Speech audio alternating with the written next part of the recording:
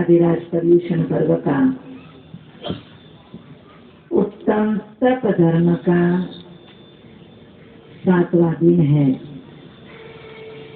इन पर्व के दिनों में अपन ने और अन्य पर्व भी मनाए, उनकी महिमा समझी और आज से फिर नवीन व्रत प्रारंभ हो गया, अनंत व्रत।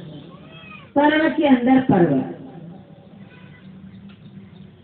आज उत्तम तप का दिन है। ये सारे पर्व तप से ही संबंधित है। विशेष प्रकार से विचार किया जाए तो सारे पर्व जो है ये इस तप धर्म से विशेष रूप से संबंधित है, क्योंकि प्रत्येक संसारी प्राणी की आत्मा अनादिकाल से कर्म मल से ऐसी मैली हो रही है, इतनी मैल की परतें उनके ऊपर जम रही है। उनको उतारने के लिए, कर्म मल से आत्मा को शुद्ध करने के लिए बिना तपस्चरण किए कभी भी आत्मा की जो मलिन अवस्था है वह दूर नहीं हो सकती है। इसलिए लगभग सारे पर्वों का संबंध इस तप धर्म से विशेष है। तप धर्म को समझेंगे तब अपने को मालूम पड़ेगा कि तपस्चरण के बहुत सारे भेद किए हैं। अपने निजी स्वभाव को, आत्मा के स्वभाव को प्राप्त करने के लिए ये सारे उपाय वाले धर्म है। कौन कौन से उपाय करें जिससे अपन अपने स्वाभाविक भाव को, अपने निजी भाव को प्राप्त कर सके। रोज बोलते हैं स्थापना के अंदर सीमा मार्ग आर्जव भाव है, सत्य, शौच, संयम, तप और त्याग, ये 5 प्रकार के उपाय हैं अपने भाव को प्राप्त करने के लिए। कल भी और एक उपाय शेष बचा है, किस प्रकार से अपन अपनी आत्मा को, आत्मा के निजी स्वभाव को, विशुद्ध आत्म तत्व को प्राप्त कर सके। तपस्चरण की नाना प्रकार की परिभाषाएं बताई है हमारे आचार्यों ने। कर्म क्षयार्थम तप्यते इति तपः। कर्म का नाश करने के लिए, कर्म का क्षय करने के लिए जो तपा जाता है उसी का नाम है तप है। अर्थात हमारी भावना क्या है, तपस्चरण के पीछे हमारा उद्देश्य क्या है, हम किसके लिए तप कर रहे हैं? दूसरों को दिखाने के लिए? होड़ा होड़ी से परिवार में सभी ने कर लिया, मैं ही बाकी हूँ। ख्याति, पूजा, प्रसिद्धि के लिए हमने 32 पास कर ली। हमारा उद्देश्य क्या होना चाहिए? कर्म क्षयार्थम तप्यते, कर्म का नाश करने के लिए हमें तपस्चरण करना है। तो वह तप कर्म का नाश कराता हुआ अपने शुद्ध आत्म तत्व की प्राप्ति कराने में बहुत बड़ा निमित्त कारण बन सकता है। परंतु तप का उद्देश्य यदि अपना विपरीत है, बाहर दिखाना, ख्याति, पूजा, लाभ, प्रसिद्धि या अन्य कोई ऐसा अभिप्राय है, तो उस तप से किया, उस उद्देश्य से किया हुआ तप कभी भी तप की कोटि में नहीं आ सकता है। गुरु शिष्य से एक बार शिष्य ने 12 साल की साधना के माध्यम से जलतरणी विद्या को प्राप्त किया। विद्या की प्राप्ति होने के बाद में गुरु के चरणों में पहुंचा। गुरु बहुत प्रसन्न होंगे, बहुत आशीर्वाद देंगे कि तुम्हें विद्या की प्राप्ति हो गई। गुरु के चरणों में पहुंचा विद्या की सिद्धि होने के बाद में, परंतु प्रसन्न होने की जगह गुरु ने कहा कि तुमने 12 वर्ष व्यर्थ में खो दिए। बेचारे ने 12 वर्ष साधना करी, जल तरणी की विद्या प्राप्त करी और गुरु के पास आशीर्वाद की जगह 12 साल व्यर्थ में गए। उनको बड़ा विचार आया कि आज गुरु ने ऐसा क्यों कहा, इसका रहस्य क्या है। तब गुरु ने कहा, यदि 12 वर्ष की साधना यदि आप अपनी भवतरणी विद्या प्राप्त करने के लिए उस प्रकार का उद्देश्य लेकर के भी तपस्करण करते तो आपका 12 साल भी सार्थक हो जाता और आपकी आत्मा का भी कल्याण हो जाता। परंतु छलते नहीं विद्या प्राप्त करके क्या आप कर लोगे, केवल पानी को पार करना है। 2 पैसा दे करके नाव में बैठ करके पार हो सकते थे, पर उसके लिए 12 साल व्यतीत थे। इसलिए सबसे पहले तपस्करण का उद्देश्य अपना समीचीन होना चाहिए। कर्म निर्दहना तपः, अकलंक स्वामी ने राजवार्तिक में कर्म निर्दहना, कर्म का दहन करने के लिए, कर्म को जलाने के लिए जो किया जाता है उसी का नाम तप है। और भी प्रमुख रूप से तपस्करण की परिभाषा है इच्छा निरोध तप। इच्छा का निरोध करना उसी का नाम तप है। यदि तपस्करण कर लिया परंतु अंतरंग से इच्छाओं का निरोध नहीं हुआ तो वह भी तपस्करण की कोटि में नहीं आता। सामान्य लौकिक व्यावहारिक जीवन में भी ये अपन जानते कि कोई भी अशुद्ध से अशुद्ध, मलिन से मलिन पदार्थ या वस्तु को स्वच्छ करने के लिए उनको तपाना पड़ता है, तब तक उनके साथ में मिली हुई कितनी कालिमा मलिनता दूर हो सकती है। अपने को भी अपनी आत्मा को अपने आत्मा को तपाना है, पर अकेली आत्मा को कैसे तपाएंगे। संसार अवस्था में शरीर सहित आत्मा है, शरीर रूपी बर्तन के माध्यम से आत्मा को तपाना है। तपाने के कारण बर्तन के माध्यम से आत्मा नहीं तपेगी, तब कहीं जाकर के उनकी मलिनता, उनकी कितनी कालिमा उससे पृथक होती हुई शुद्ध आत्म तत्व की प्राप्ति हो पाएगी। तपस्करण के लक्षण के बाद में तप का क्या लक्षण है, उसके बाद में उनके भेद कितने हैं। 2 प्रकार के तप हैं, बहिरंग तप और अंतरंग तप। दोनों ही अपने अपने स्थान पर प्रमुख है, मुख्य है। बहिरंग तप जो है ये हमारी अंतरंग तप के अंदर सहायक बनते हैं। बहिरंग तप के माध्यम से अपन अपनी स्वयं को, आत्मा को थोड़ा सा कष्ट साध्य बनाएंगे। बहिरंग तपस्करण के बिना आज तक किसी भी जीवों का कल्याण नहीं हुआ है, चाहे वर्तमान भाव का तपस्करण का फल हो, चाहे पूर्व भाव के तपस्करण का फल हो। भरत चक्रवर्ती को अंतर्मुहूर्त में केवल ज्ञान हो गया। भगवान आदिनाथ स्वामी को 1000 वर्ष तप करने के बाद केवल ज्ञान हुआ। पर भरत चक्रवर्ती का पूर्व भाव का उन्होंने कितने कितने बड़े बड़े तपस्या किया था, तो वर्तमान में उनको अधिक तपस्करण की आवश्यकता नहीं हुई। बहिरंग तपस्करण भी अति आवश्यक है।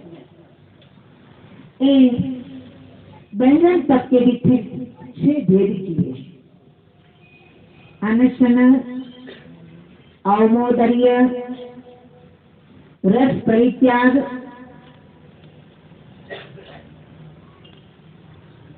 भक्ति परिसंख्यान, विविक्त शय्यासन और काय क्लेश। बहिरंग 6 प्रकार के तप के भेद है जो बाह्य में दिखाई देते हैं, इसलिए भी उनका नाम बहिरंग है। और इन बहिरंग तपों के अंदर उनका क्रम विशेष देखा जाए तो क्रमशः आगे आगे के जो तप है वो अधिक अधिक विशुद्धि को लेते हुए, क्योंकि तपस्या की परिभाषा अपन ने बताई है, अपन ने समझी है, इच्छा निरोधो तप। इच्छा को जितना जितना इच्छाओं को वश में किया जाता है, उनके ऊपर कंट्रोल किया जाता है, उनका निरोध किया जाता है, उतने उतने तपस्वरण के अंदर और विशुद्धि बढ़ती है। सबसे पहला अनशन तप है, जिनके अंदर चारों प्रकार के आहार जल का त्याग, उपवास जिनको कहा जाता है, न अचानक किसी प्रकार का भोजन पान जिनके अंदर ग्रहण नहीं किया जाता है, वही वास्तविक उपवास है। पर इन उपवास के दिनों के अंदर केवल चारों प्रकार के आहार जल का त्याग कर दिया और नाना प्रकार के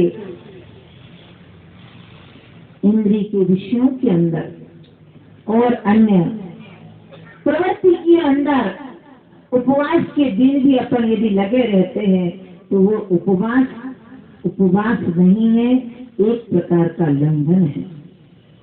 उपवास निकट में वास करना है। किसके निकट में?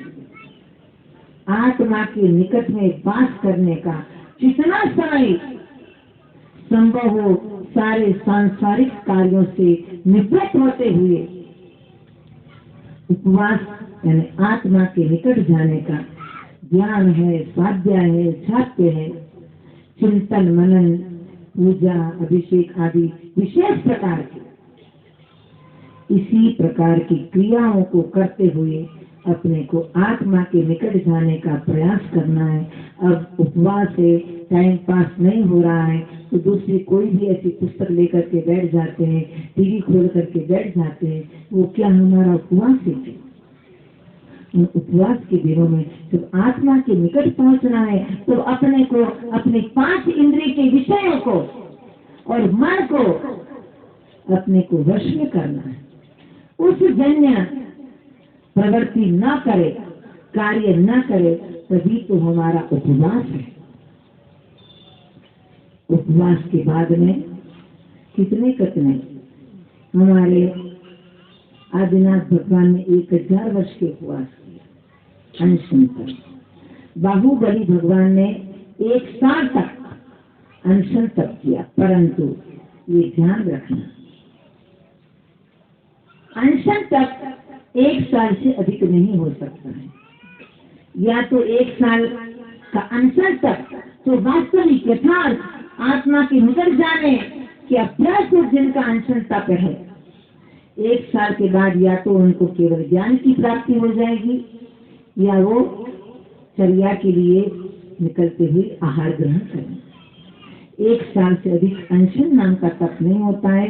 आप कहोगे आदिनाथ भगवान तो 13 महीना और 8 दिन, परंतु उनका नियम केवल 6 महीने के उपवास का था।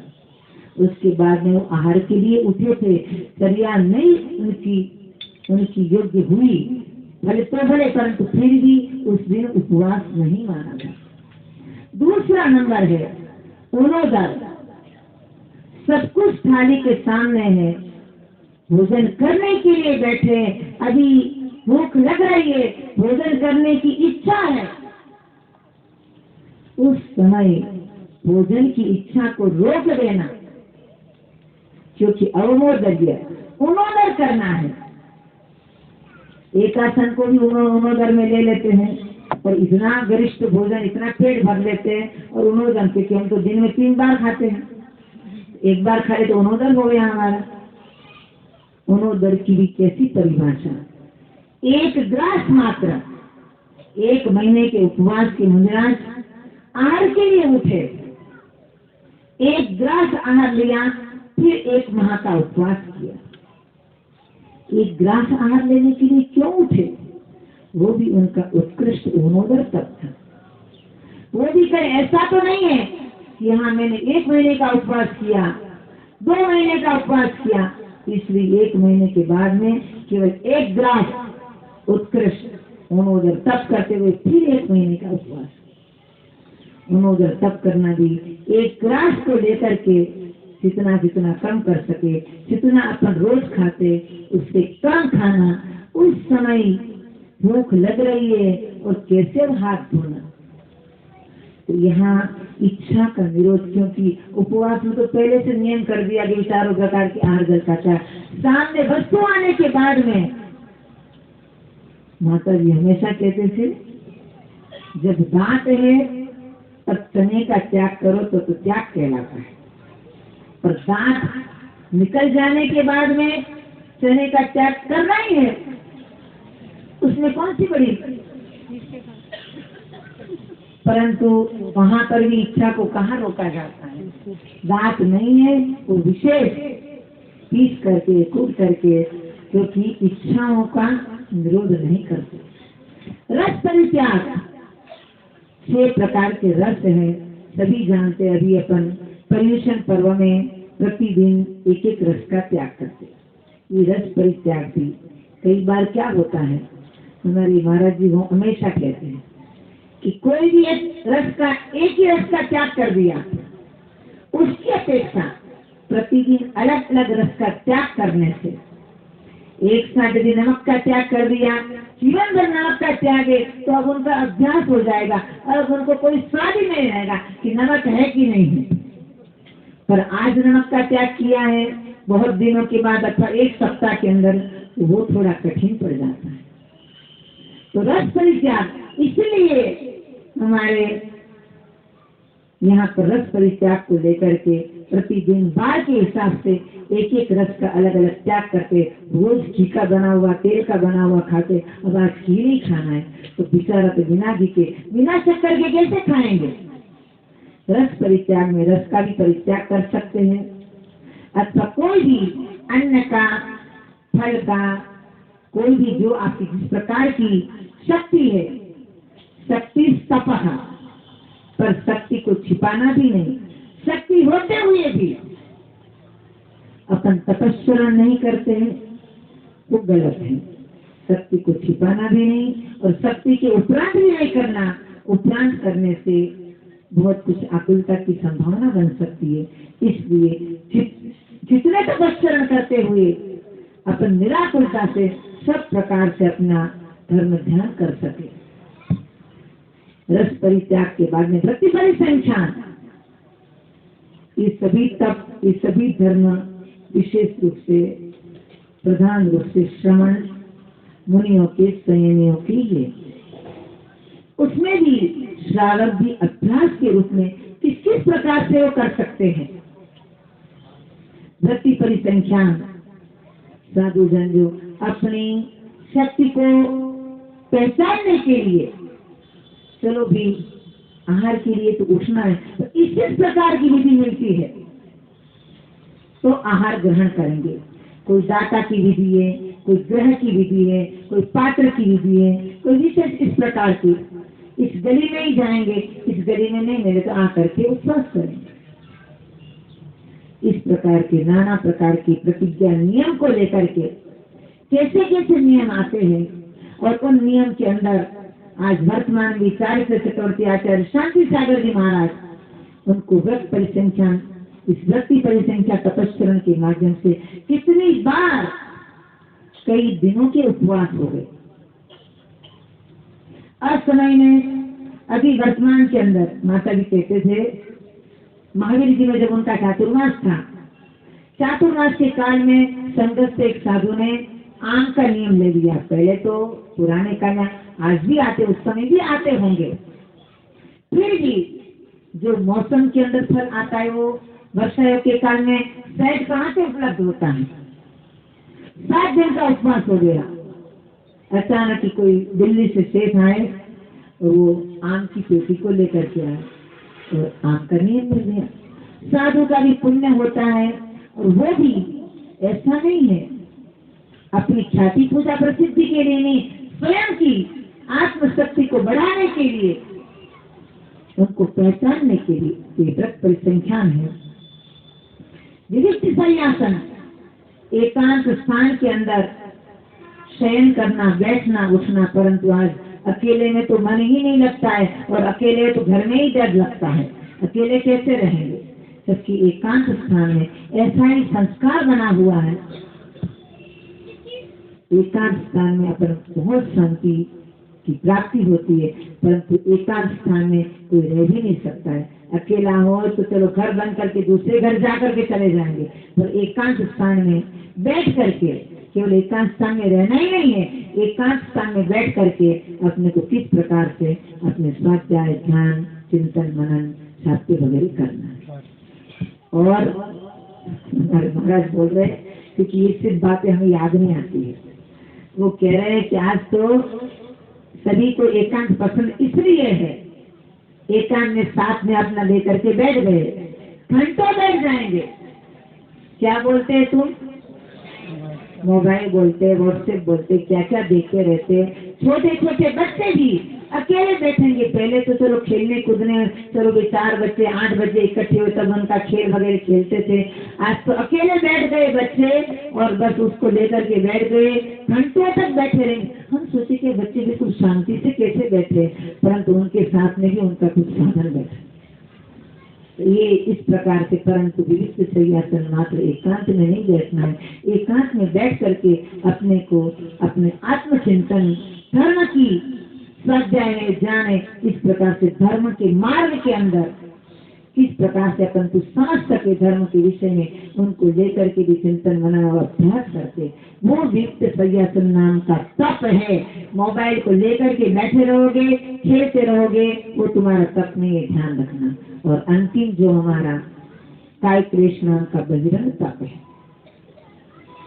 किस प्रकार से शरीर को कष्ट देते हुए, क्योंकि शरीर को भी तपाना है, तब कहीं जाकर के बर्तन तपे नहीं और आत्मा तप करके शुद्ध हो जाए, ये वर्तमान में का कभी भी संभव नहीं है। यहाँ पर शरीर रूपी बर्तन के माध्यम से ही अपने को आत्मा को तपाना है। ये काय क्लेश तप भी कितने तीर्थंकरों ने, साधुओं ने वर्तमान में भी 4 तीर्थंकर के आचार्य शांति सागर जी महाराज जी के शिष्य परम पूज्य आचार्य नैमी सागर जी महाराज, जिन्होंने बंबई में पोदनपुर में गुरु के नाम का बहुत बड़ा विशाल स्मारक बनाया, उनके स्मृति के रूप में आचार्य नैमी सागर जी महाराज, उन्होंने अपने जीवन में काय क्लेश तप को ऐसा साधा था, वो घुटने के बल पर बैठ करके, आसन से नहीं, घुटने के बल पर बैठ करके वो ध्यान सामायिक उत्कृष्ट करते थे। एक बार उनको न्यूमोनिया हो गया तो स्वाभाविक ही है कि ठंडी हवा से बचना चाहिए। डॉक्टर ने कहा कि तुम्हें अंदर में भी कुछ चटाई आदि को ओढ़ करके अपना विश्राम करना चाहिए, परंतु महाराज तो काय क्लेश तप को उन्होंने इतना साधा था अपने जीवन में, वो तो खुली हवा में जाकर के, और बरसात के दिन में खुली हवा में जा करके अपने घुटने के बल, और इतना न्यूमोनिया, इतना बुखार चल रहा था, परंतु वो तो खुली हवा में जा करके अपने उस काय क्लेश तप को तपते हुए, और उनके साथ में अंतरंग तप भी साथ में, अभी अंतरंग तप को अपने नहीं समझा है, अंतरंग तप भी काय सर्ग नाम का जो एक अंतरंग तप है, काय क्लेश तप के साथ में भीतर से अपने शरीर से ममत्व भाव को छोड़ते हुए ऐसे वो वहां पर खुली हवा के अंदर बैठ गए और हमेशा उत्कृष्ट सामायिक करते थे। 6 घड़ी की बैठ गए। थोड़ी देर के बाद में वर्षा शुरू हो गई, अनवरत वर्षा चली। महाराज को काय का त्याग करके, काय के प्रति अपने ममत्व भाव को छोड़ते हुए बिल्कुल प्रसन्न मुद्रा से, न्यूमोनिया की इतने बुखार के अंदर भी, और बारिश आ रही है, सारे लोग आसपास एक दूसरे के साथ चर्चा करे, पर महाराज के पास जा करके कहे कौन? वो तो आंख बंद करके अपन की तपस्या के अंदर शरीर संबंधी कोई विकल्प, कोई चिंता उसकी तरफ लक्ष्य ही नहीं था, क्योंकि उन्होंने शरीर और आत्मा को पृथक समझ रखा था, वेद विज्ञान की प्राप्ति कर ली थी। 6 घड़ी की सामयिक के बाद जब उन्होंने सामयिक ध्यान का विसर्जन किया, तब फिर जब वो उठ करके आए तो सभी लोगों ने सोचा कि महाराज के शरीर की स्थिति क्या हुई, परंतु उनका निमोनिया का सारा बुखार उतर गया, सारा बुखार चला गया। और यदि कोई दूसरा होता तो, परंतु उन्होंने तो अपने शरीर और आत्मा को पृथक पृथक ऐसा समझ करके साधा था, ऐसी साधना थी। इस प्रकार से 6 प्रकार के बहिरंग तप है और 6 प्रकार के अंतरंग तप है। बहिरंग तप अंतरंग तप के अंदर सहायक हो सकते। 6 प्रकार के अंतरंग तप भी बहुत बड़े महत्वपूर्ण है। उसके अंदर किसी को कोई त्याग नहीं करना है, पर इन अंतरंग तपों को भी केवल मात्र शब्द के अर्थ से ही मात्र यहीं तक इतिश्री कर लेते हैं। प्रायश्चित, विनय, वैयावृत्त, स्वाध्याय, कायोत्सर्ग और ध्यान अथवा विसर्ग और ध्यान, इस प्रकार से 6 प्रकार के अंतरंग तप है। ये तो सभी कर सकते हैं, परंतु कौन कर सकता है? सबसे पहला प्रायश्चित तप, अपराधों का शोधन करना। ली हुई प्रतिज्ञा, लिया हुआ नियम, कोई संकल्प नियम किया है, व्रत ग्रहण किया है, व्रत भंग हो गया, किसी प्रकार के हमारे द्वारा अपराध हो गया, तो अपराधों का शोधन करना, उसी का नाम है प्रायश्चित तप। परंतु आज अपराध तो पहले तो अपराध स्वीकार ही नहीं किया जाता है। स्वीकार करने के बाद में क्या होगा? सभी का ऐसा होता है, केवल हमारी बात थोड़ी है, सभी का सभी के साथ में है। और ये भी ध्यान रखना, यदि आपके द्वारा कोई अपराध हो जाता है, कोई बड़ी गलती हो जाती है, जब तक आप स्वयं, आपके भीतर का एक मन बोलता है, आपकी आत्मा बोलती है, ये मेरे द्वारा बहुत बड़ा पाप, गलती या अपराध हो चुका है, और उस अपराध को या गलती को आप भगवान के सामने जाकर के भी, हो सकता है कई लोग भगवान के सामने जाकर के भी उनको बहुत बड़ा पश्चाताप पूर्वक उनका प्रायश्चित भी कर लेते हैं, परंतु वर्तमान में भगवान की जिंदगी का मौन है। आपने अपने आप ही भगवान के सामने पश्चाताप करते हुए प्रायश्चित भी दे दिए, परंतु फिर भी आपको, क्योंकि भगवान ने तो ठीक है जिनबिंब है, साक्षात भगवान के रूप में ही समझते, परंतु फिर भी प्रत्यक्ष भगवान के पास की बात अलग से जिनबिंब है। और यदि गुरु के सामने कहा, जो बात आपने भगवान के सामने कही है, वह बात आप गुरु के सामने नहीं कर सकते हो। उसका मतलब है कहीं न कहीं भीतर में छिपाने की भाव है। बिल्कुल एक बालक के समान गुरु के सामने अपनी निंदा ग्रहण करते हुए यथावत कैसा अपराध हुआ है, यथावत कह दिया, उसके लिए बहुत साहस जुटाने की बात होती है। भगवान के सामने तो सब कुछ बोल दोगे, और गुरु के सामने बोलना और यथावत, उसके ऊपर ही ऊपर से मरम पट्टी या कुछ लगा करके नहीं, जैसा जिस प्रकार के प्रत्यक्ष काल को लेकर के हमारे परिणाम के फल स्वरूप किस प्रकार का अपराध हुआ है, यथावत पैसा का वैसे भी गुरु के सामने बोल दिया। उसके बाद आप स्वयं अनुभव करना कि आप इतने हल्के हो जाते, इससे मेरे पाप का नाश ही हो गया। भले गुरु ने मात्र एक नमोकार मंत्र की माला का ही प्रायश्चित दिया है, परंतु गुरु के द्वारा प्रदत्त प्रायश्चित ही उस प्रायश्चित तप की कोटि में आता है। परंतु उन अपराधों को यथावत कह करके कोई भी तप, जब तक उनको अपन प्रायश्चित के रूप में नहीं, तप के रूप में नहीं कहते अपराध को, तब तक वो एक शल्य के समान, कांटे के समान वो पाप, वो अपराध भले कोई नहीं जानता है, आपकी आत्मा जानती है, और वो बार बार कचोटता रहता है, मेरे द्वारा इस प्रकार का अपराध हो गया है। और होने के बाद में, प्रायश्चित के बाद में हल्के हो जाते हैं। आप अनुभव करना, हमें तो बहुत अनुभव है। दूसरा है विनय तप।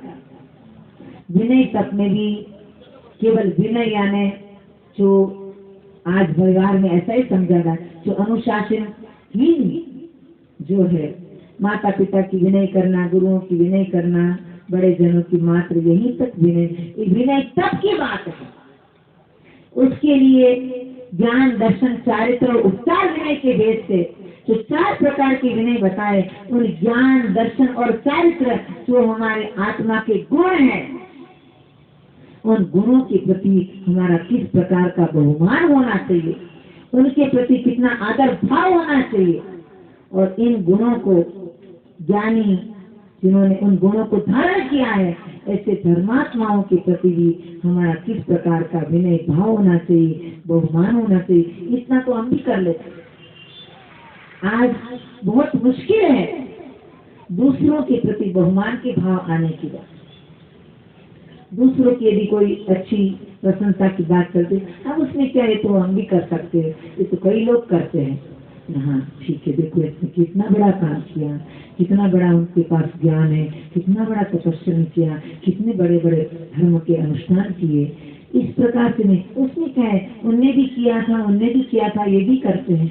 आज तुरंत ही, क्योंकि अपन दूसरों की प्रशंसा सुन नहीं सकते, उनके प्रति जो बहुमान आना चाहिए, ज्ञान दर्शन और चारित्र, विनय को मोक्ष का द्वार कहा है। कई बार तो आप जो जहाँ तक विनय के स्वरूप की आपकी कि विनय का यही है, वो विनय कभी कभी ऐसा हो सकता है कि जो वैनिक मिथ्यात्व में कहीं चला ना जाए। विनय करना ही मात्र तप है, परंतु विनय किस प्रकार की किरकी, क्योंकि विनय नाम का एक मिथ्यात्व भी जो है तो अनंत संसार का कारण बन जाता है, और विनय मोक्ष का द्वार है।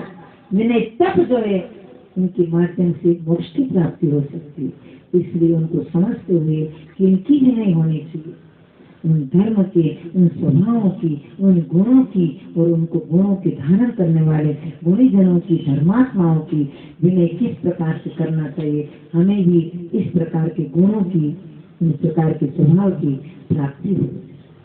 तीसरा है प्रायश्चित विनय भैयावृत्य। भैयावृत्त तप है। भैयावृत्त तप में क्या समझते हैं, एक दूसरे की सेवा करना, वो भैयावृत्त तप हो गया। ठीक है, सांसारिक जीवन में एक दूसरे की सेवा करना है, क्योंकि मानव धर्म वही है। मानव धर्म तक को ही आज की पीढ़ी को समझती है, एक दूसरे की सेवा करना वही मानव धर्म है। परंतु भैयावृत्त तप तो बहुत भिन्न प्रकार का है। यहाँ पर भी अपने को भैयावृत्त तप के माध्यम से, यहाँ पर भी पूर्ण रूप से, यहाँ पर धर्मात्माओं की, संयमी जनों की, व्रतियों की, यदि किसी प्रकार का इनका रोग हो गया, कोई पीड़ा हो गई, कोई वेदना हो गई, तो उनके संयम के अनुरूप किस प्रकार से विवेक पूर्वक, किस प्रकार से उनकी भैयावृत्ति सेवा करना, जिससे उनका जो संयम है, उन्होंने जो तपस्या धारण किया, उसमें किसी प्रकार की बाधा न आवे, और उनको भी उस समय उस शांति का अनुभव हो सके। भैयाव्रत में कई बार विवेक नहीं रहता है, कई बार इतने सारे लोग लग जाते भैयाव्रत करने के लिए, तो कई बार जो नरम नरम चमड़ी है वो भी छिल जाती है, इतने सारे जोर जोर से मालिश करने लग जाते हैं। यदि साधु मना ना करे तो जोर जोर से कर देंगे। उसमें विवेक पूर्ण किस प्रकार से, कैसी भैयाव्रती, हर प्रकार से, चाहे आहार में हो वो भी भैयाव्रती है, हाथ पर दबाना मात्र भैयाव्रती नहीं है। किस प्रकार से 7 प्रकार के दाता के गुण के सही, किस प्रकार से आहार दान देना है, किस प्रकार के उनको औषध दान देना है, ये सभी भैयाव्रती के अंदर आता है। उसके अंदर भी भैयाव्रती का ये ध्यान रखना कि भैयाव्रत जो तप है वो जरूर करना चाहिए।